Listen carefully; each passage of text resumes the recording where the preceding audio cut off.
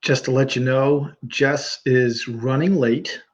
She was out doing some grocery shopping, and she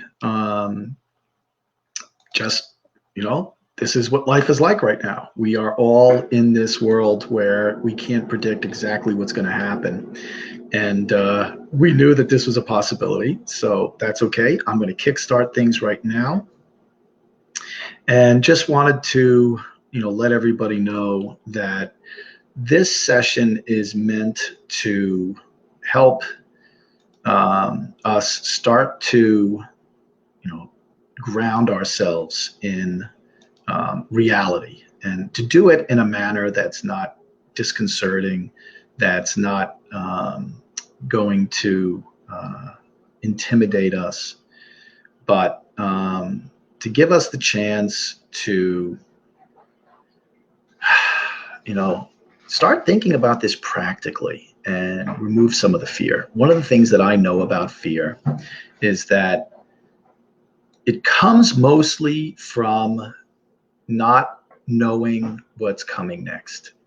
When we are uncertain about things, we start to formulate opinions that are not fact-based, and we start heading down a rabbit hole of what ifs.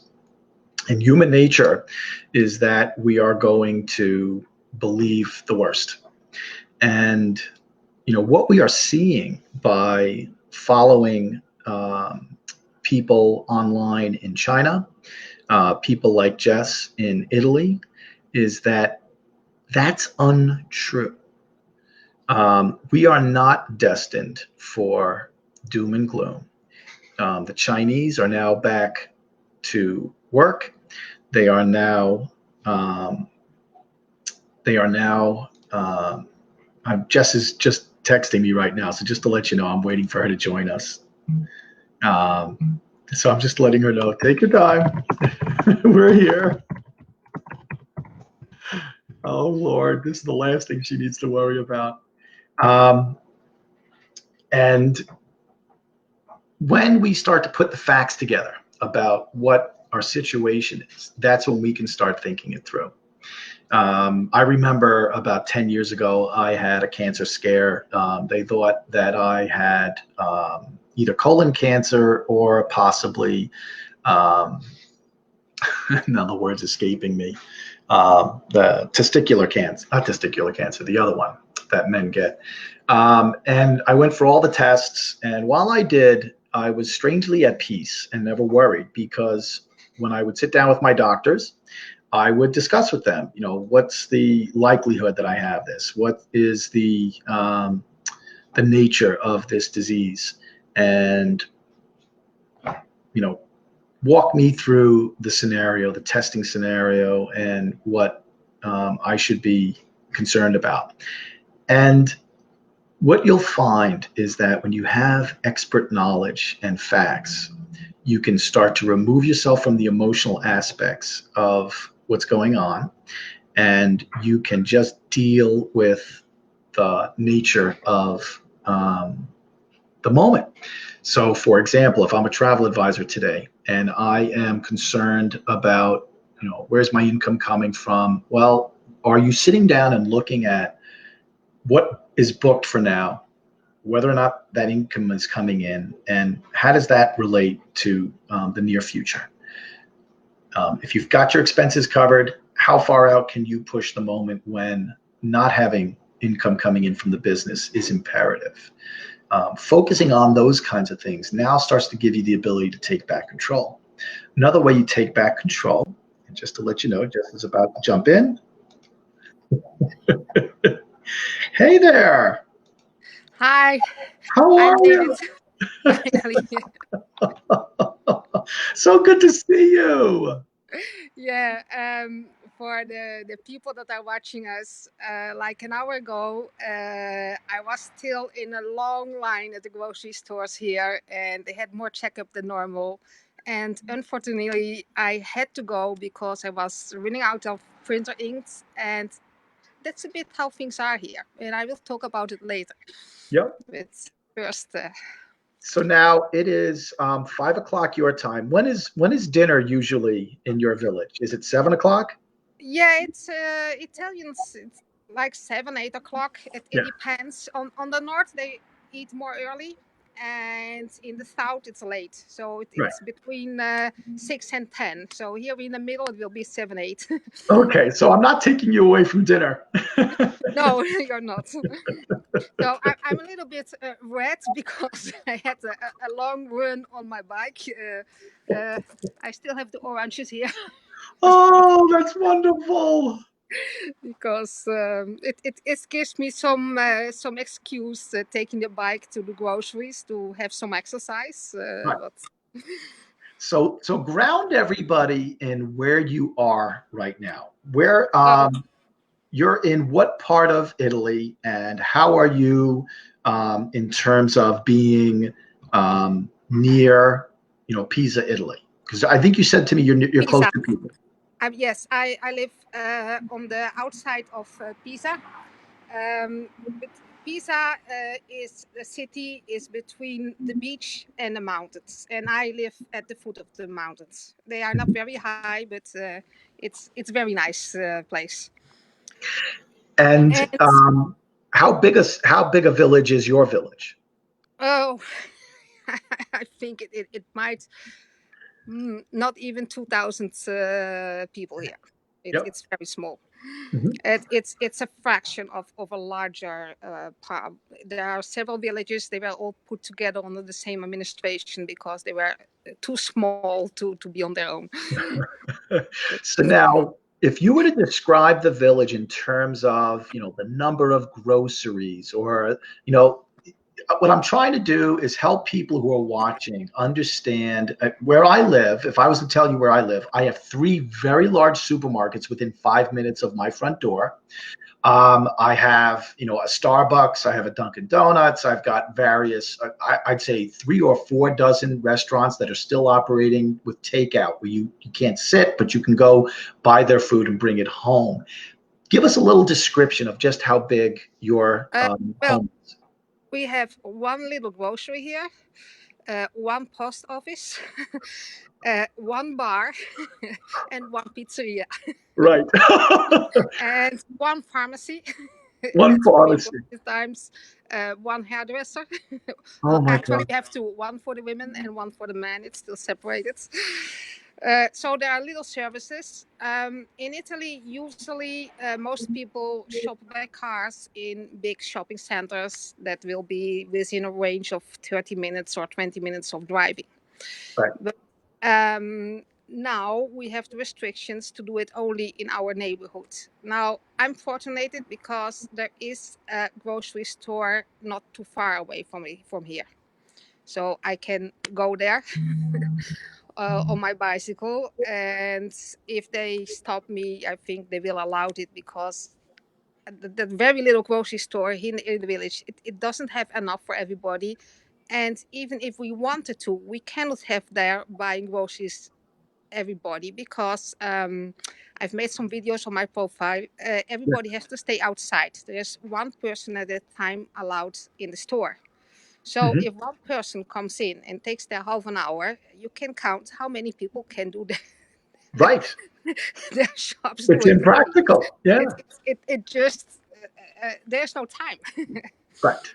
So, one of the things that we did say we're trying to do Mm, here is to kind of give people a picture of what life was like prior to the conditions that you're living under now, and what they're like now, so that they can start to, because we, in general, what we're thinking here in the United States is we're at least 2 to 3 weeks behind you. And in fact, I'm in the state of New York, and today Andrew Cuomo announced that he's tightening the valve, as he described it. Our governor of the state of New York has said he's tightening up the restrictions on what kind of businesses can be open, how he's going to manage things like mass transportation. And he reminded people that, look, depending upon the curve, and you and I have discussed the curve, yeah. um, he's going to react appropriately to protect the populace. So talk to us about, what was it like in January? You're coming out of Christmas and New Year's Eve, and what was In, life like then? in January, it was total freedom. We have the big stores here around, they are open 24 hours. So when you wanted to do your shopping at midnight, you went at midnight, no problem. Here in Europe, we were used to travel all over all countries. It is very cheap. You pay like maybe $15, $20, and you're in another country. I have family all over. All over all countries. It is very cheap. You pay like maybe I $15, have some echo. $20, and you're in another country. Right. I have family all over all countries. It is so we were used as this max freedom. Kids went home from school, or my daughter, they phoned me, oh, I'm remaining in the center, or I'm going to a friend, or I remain sleeping there. Very short before the lockdown, we organized her birthday party, and that was right before. And they had already closed the schools, but not yet closed the restaurants. Mm-hmm. And half of the people didn't come because they say we're afraid of the coronavirus. And right. We are like, we didn't know what was expecting us. Like, oh, do we postpone it just for 2 weeks? And my daughter said, no, I want to do it now. And we had to ordered a fantastic big chocolate birthday cake for a lot of people, and say, no, that's a pity. Just let's do it. Let's help a little bit this restaurants, that at least they make still some money for it. Right. And I'm glad we did, because right now we have no idea when things will open again. We absolutely no idea, because there is in Italy a very how you say exceptional situation, that it was detected in a quite early stage in the north, because a young man was getting this virus. He was young, healthy. There was no reason why he should be in intensive care with pneumonia. Right. So that's why they discovered it here. Someone said, what's a moment? But if it is that virus in China, and he had no contacts with people of China, not at all, but they did it just to be sure. And it turned out he had it. And that is the way that we have detected it here before you normally detect it. Because normally this virus attacks more elderly, right, or people that has coexistent conditions. They are already sick, they have heart problems, they have cancer, they have diabetes, high blood pressure. They usually health conditions that just make you a little bit weaker than right. normal. Mm-hmm. And when people like that die, especially in the season where normally it's flu season, you don't expect that there is something going on. So right. that way the virus is just spreading in the population without you having no idea. And the time it takes before to get infected from infection and symptoms is about 5 days, but it can be even longer. It can also be 2 weeks by someone, because someone might have it, not getting sick, and then he get a little bit tired or not feeling that well, and then he gets sick. Then they pass it to others, and even if you're not sick, you are less contagious, but you can spread it to others. It's the same for kids. That's the reason that they closed here the schools. If you're not coughing and you don't have a lot of symptoms, you're not that infectious. But with large numbers, a large number of people that are little infectious, they still spread the infection. Right. And then get others. And the problem is, if then a vulnerable person get it, goes in hospital, and then attacks other ones, and then it spreads really quick. And that's what happened here. So to go back to my first thing, that's why they locked in Italy first the north down.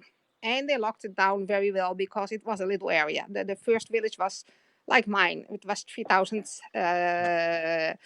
people. So that's quite easy to lock down. And that gives us also some hope, because the very good news is that after 3 weeks of total lockdown, nobody moving, nothing, they now first have no new cases anymore. The problem is, with a larger population, more people are going around. This is not 3 weeks. Right. We've seen from China, it will be at least 7 weeks, and it might be 8, because that's how it goes. And it's hard to get rid of the virus totally in a big population. Yeah. The what you want to do is to avoid that you get so many people that are sick and need intensive care, and so many people that die that your country cannot handle it. I've made calculation with someone that gives me the Dutch numbers, because I'm in contact with a lot of people all over the world. They say, "Hey, You're, Jessica, you're you're one of the Dutch. first countries." You're Dutch. Your daughter is in Amsterdam. Yeah, she's in the Netherlands. Now she moved to the north by my mother is, but also she was quite used to travel around. I mean, Amsterdam, Groningen, it's like 3 hours of distance. It was the same. She's in the Netherlands. That was Right. it. So And how did you become such an expert at all of this? sorry, can you repeat, please? How did you become such an expert about the virus? Are you like following all of the local news Well, I conferences? before I had kids, I used to be a nurse, so I have medical instruction. I never finished my degree because otherwise I would have been already called to help them. But they're not that desperate that they want people without certification yet. Anyway, so I am able to understand medical researches and reports, and I have many friends that are. And having nothing to do, because one of my jobs was helping to promote tourism here in Italy. Well, you can understand in this moment with the borders closed, there's not much to promote. No, people are not interested. They just wanted to know how our things are going. Right. And the other is for weight loss. And Right. like now, people are stressing out. They just want to have stock up their food. They're not thinking about weight loss. And even with the limitations, people are very stressed because they're insecure. So I took the decision, okay, I can do something about this insecurity. I have many contacts all over the world. I can put my hand on medical reports and asking experts for the interpretation of it and if it's right. And let me help to spread this information, because the worst thing psychologically is not knowing where we're up to, not knowing what's true, what's not true, what you can do, what you cannot do, how long is it going to last, can I do this, can I do that, I am putting myself at risk, uh, will I still be able to do groceries tomorrow, what's up, what's going to happen, what will be in the future. It's Right. kind living in a limbo, and that's the hardest thing. So I decided, okay, in this moment I can't work, so let's see what can I do to help people out of this limbo. I just tell what's happening here. I tell what's the knowledge that's I was gathering it for myself, because with all this confusion, not knowing where we're up to, and one makes one rule, another makes another rule, and all say, oh, we're relying on experts. I said, I have to find out myself. And Yes. then it came just naturally to show it with others. And like now, I have for example, my brother, one of my brothers, he lives in Spain. They have been going in lockdown like a week after Italy. So they were really a bit more prepared because they knew already my stories. Right. And that helps. At least I hope. I And I love had what you. also a very nice reaction from two friends of mine. They are elderly. They are people that are at risk, and they are living in the Netherlands. And they say, Jessica, I'm going to write you to thank you for what you have written to us. And we decided they have a lovely house in the country. We are going in self isolation because we don't want to risk. So with the information, people can take actions without acting in fear or in panic, because Yes. that's the worst. Yes.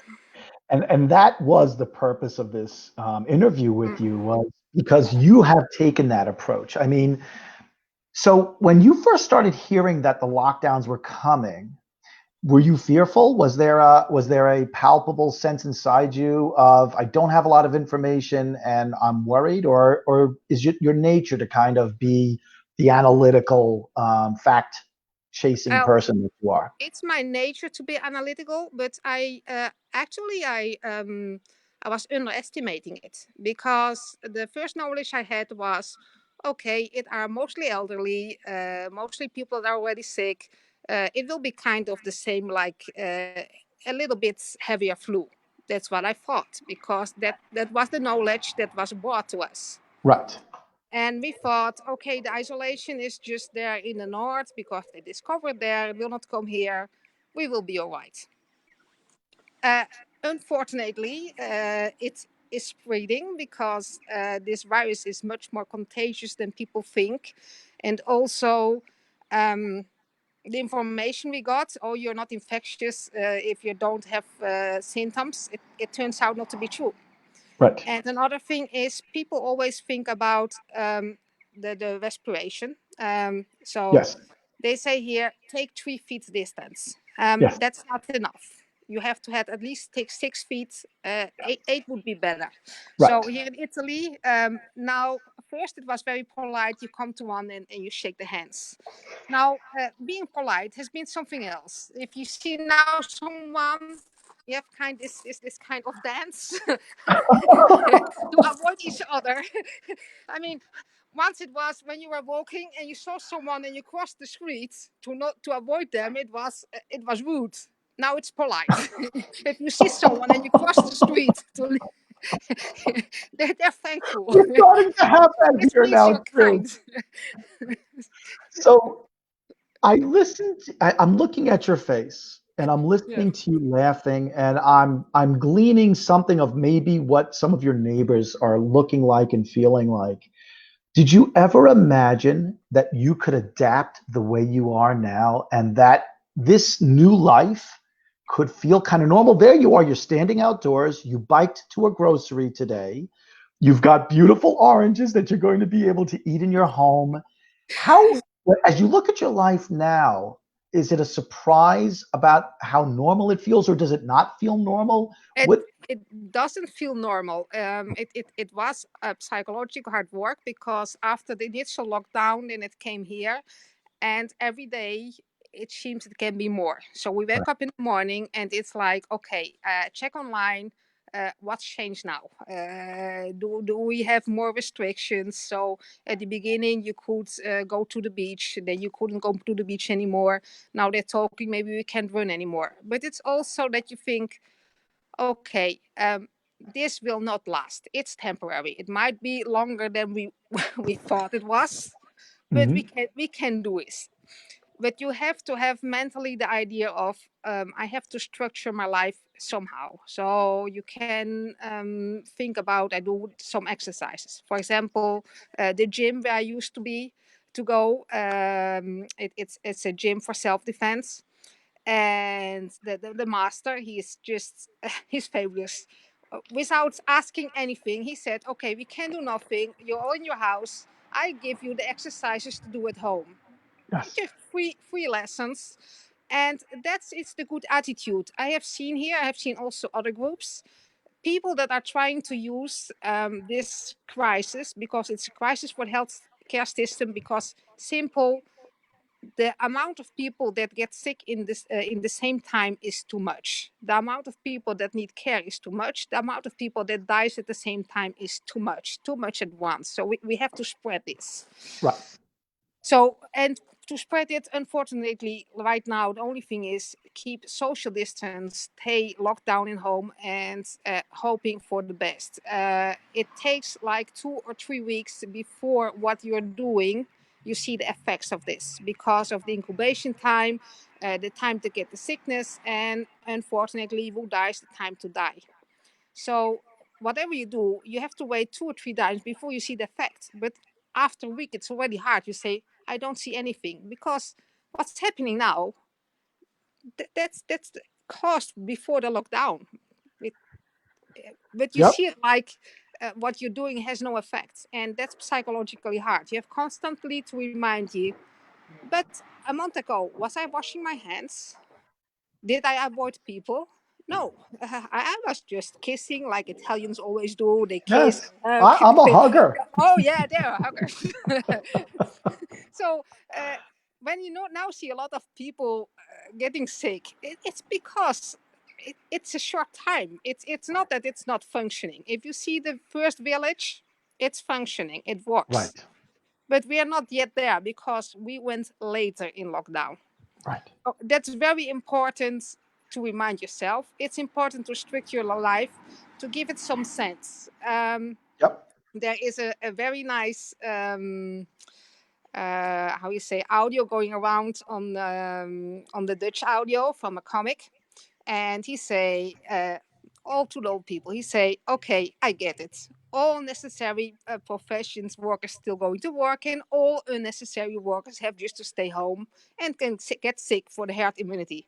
He says, "But that means that my profession," he's a comic, "is useless. So all you have done, if you're a big manager, if you're an informatic, you're a comic, whatever, they are telling you you have dedicated your profession to, it's totally useless." Right. And so it psychologically, you say that hurts. I have studied, I have done, and then you say your only use is to get hurt immunity. Stay home. So, but on the other side, you see me laughing because laughing is so important. Yeah. Make jokes. The most stupid jokes, they help. They help the spirit. We are very fortunately that this is the era of social media. Yes. So you don't share only information. You show also jokes. Yes. So do jokes. Don't do using this kind of, sorry, I got distracted, using this coronavirus for promoting your business. It doesn't work. People are Yes. fed up. If I see my email, all the emails that has the title coronavirus, I don't read them anymore. I have Right. enough of it. What Right. I like is like how my gym instructor does, he gives it for free. Yes. uh, People that are using the coronavirus to promote their health idea or their conspiracy theory or their religion, uh, people Yeah. really, they cut you out. People want real persons that share without interest what they know, to say, okay, we really want only to get through this without any interest. You build trust in that way, so people will trust you because they know you're genuine, Right. and they will remember you when this is all over. Now, when you and I spoke last week before we got ready for this, you eloquently discussed something that I've now found myself repeating. So, first of all, I want to thank you because you put a way of looking at this situation in my head and it's really ingrained itself in my brain. You said to me that you don't look at your life now as a sacrifice, you look at it as something that you're giving to those who are the most vulnerable in your community. And the way you said it to me last week really touched my heart because you said it so easily that it's not a burden to you. I mean, obviously there are burdens in your life, but the concept of why you're doing it seems to come so naturally from you.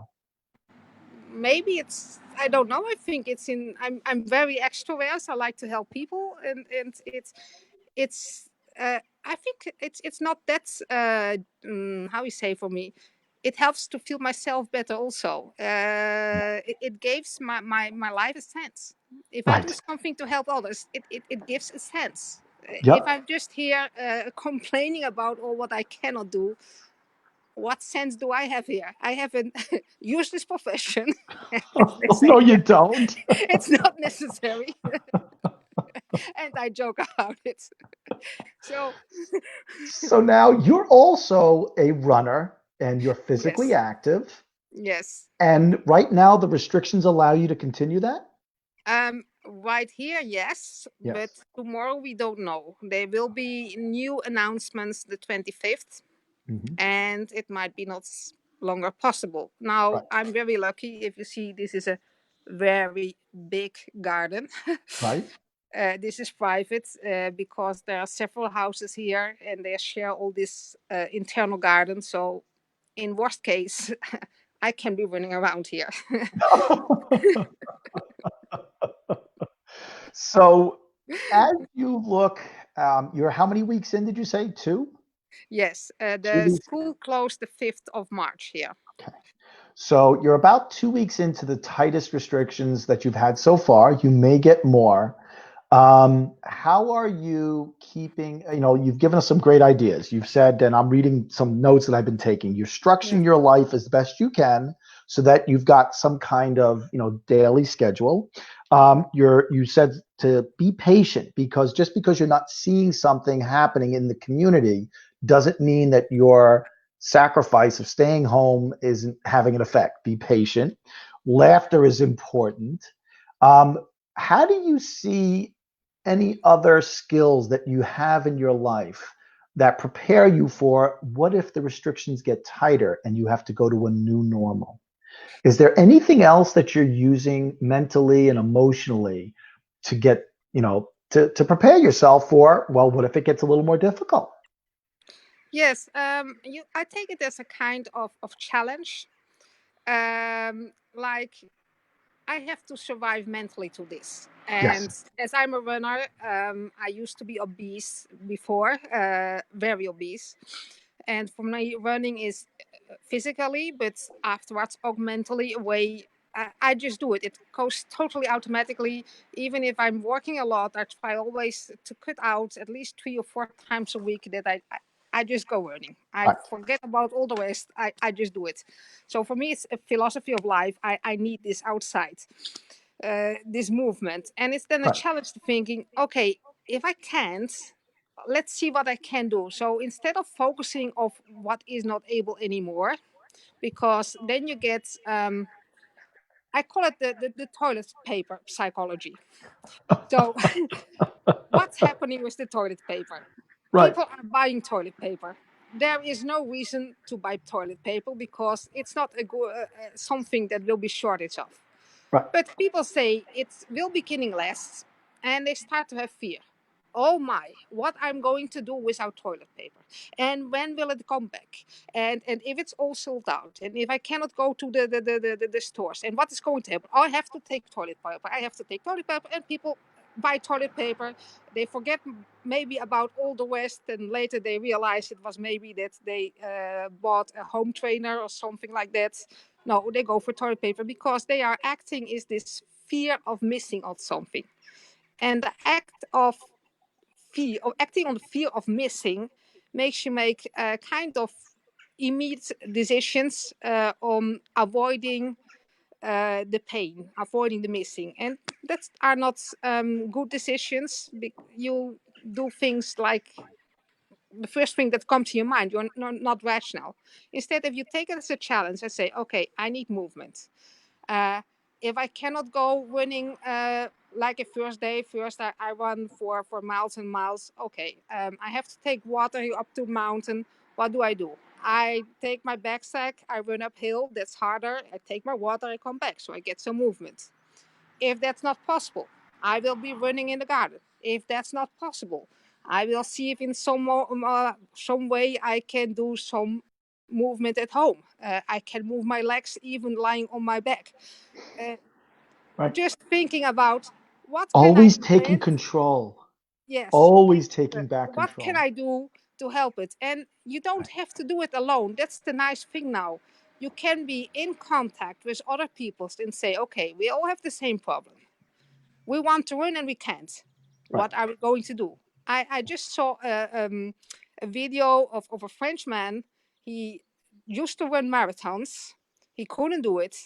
And on his very little balcony of 7 meters, he went a marathon, 42 kilometers in 6 hours forth and back. How the heck did he do that? I've I trained for 8 marathons. I don't know how you could do that.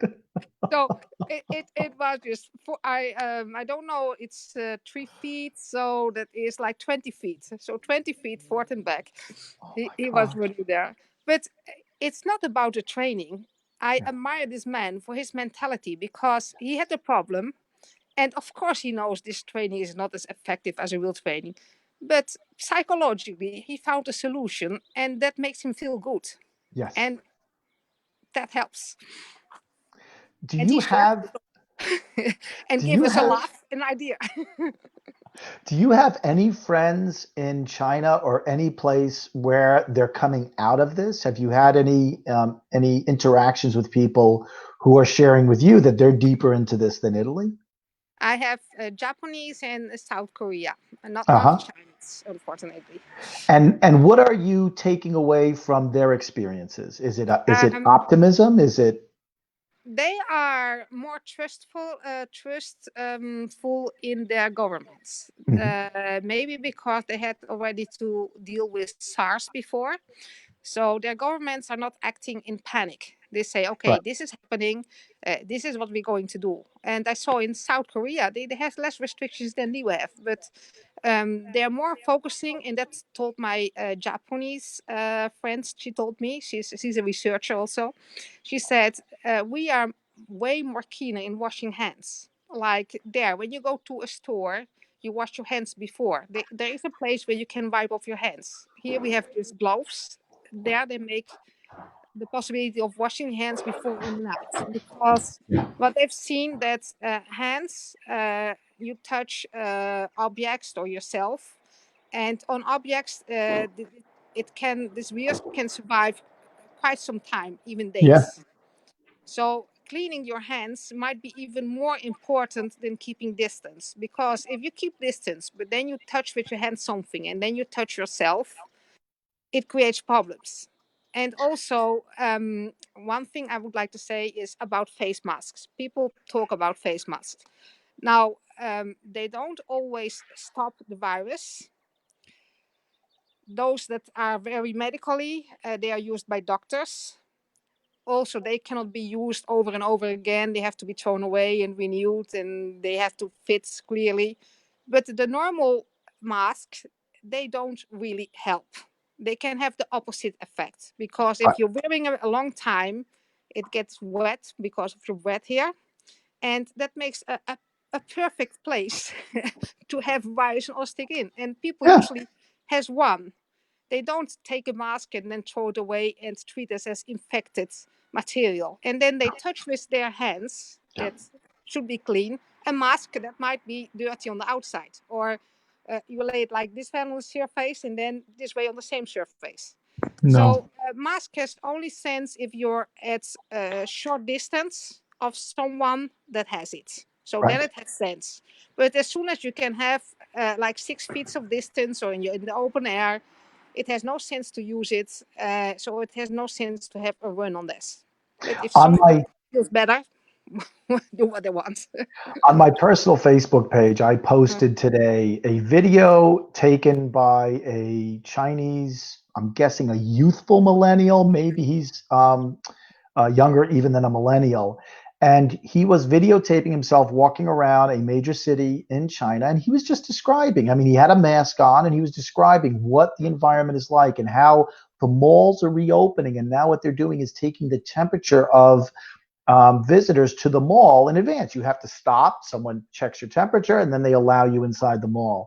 And it was odd to see how the place where all of us were so afraid life is coming back to normal. They're figuring out new ways to address the fact that the virus is obviously not completely gone, so they have to do something different to keep protecting each other. But his demeanor and his just matter of fact, no, this is what we do now. And, I'm still shocked, Jessica, that we do not have hand sanitizer things as dispensers as you come into our supermarkets. Yeah, they should. Everybody should just be required that as they enter the supermarket that they just do that. Why do we What not have that? what I was thinking in the future, supermarkets should be constructed even differently. So now we have a long line to get in the supermarket, and I sent you the video. You saw it, the Yep. line. Everybody is keeping distance, but Yep. if you already have to wait in a line, it would take a little bit having at the very beginning uh, some water and soap, and everybody who goes in wash your hands. Sounds great to me. Everybody comes out, wash your hands. I mean, I Right. can imagine a future world where if you go to the stores or you go in whatever thing, that there will be public washing possibilities for your hands, because that's and that's not a big deal, I think. No, it's not. And I love the way you just articulated that because it just seems so objective and it's not about, you could have said it a different way that, oh, we need to wash our hands because No, you just said, look, wouldn't it make sense for her to do this? And once you just start to say, yeah, it would make sense, it's so easy to implement.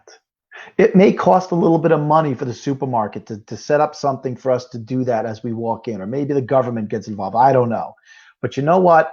We've restructured the way our airports work to defeat a different kind of violence. Yes. That we'll just do that for this and we'll get back to living. No, Um, I think, for example, the temperature scan, I had it here the last time I came back to Pisa. They did it already.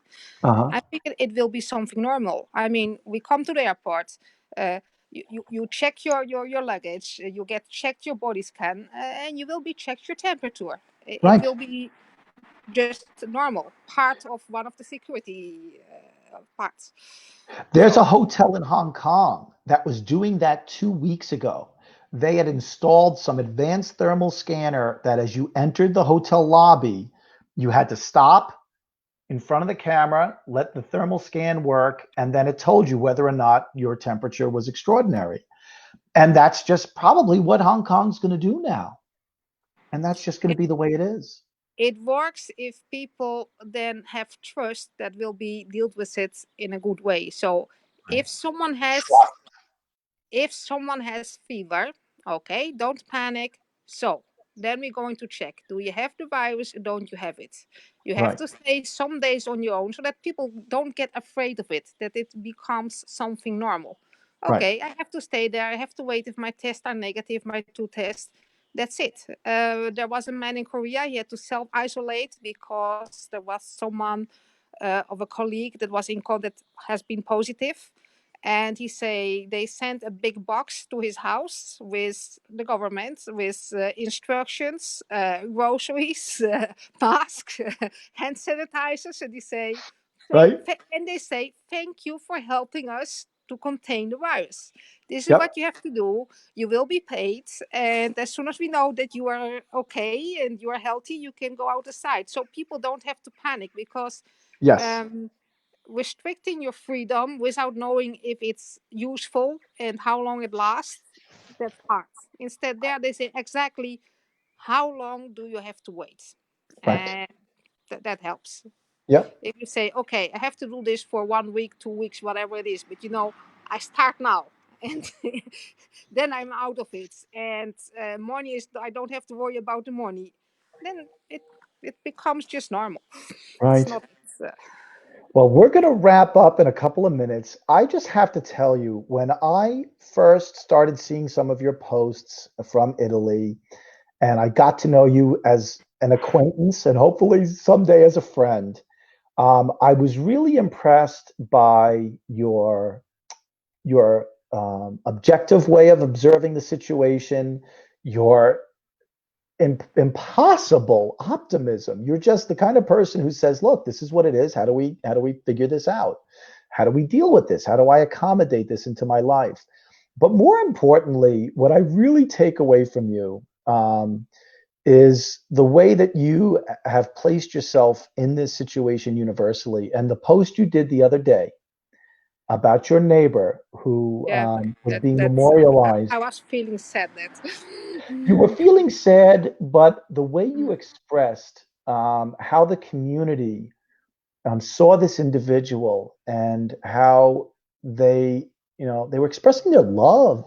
yeah, because there's no funeral, they put on signs on the bar where he comes and on doors like expressing their sympathy for the family.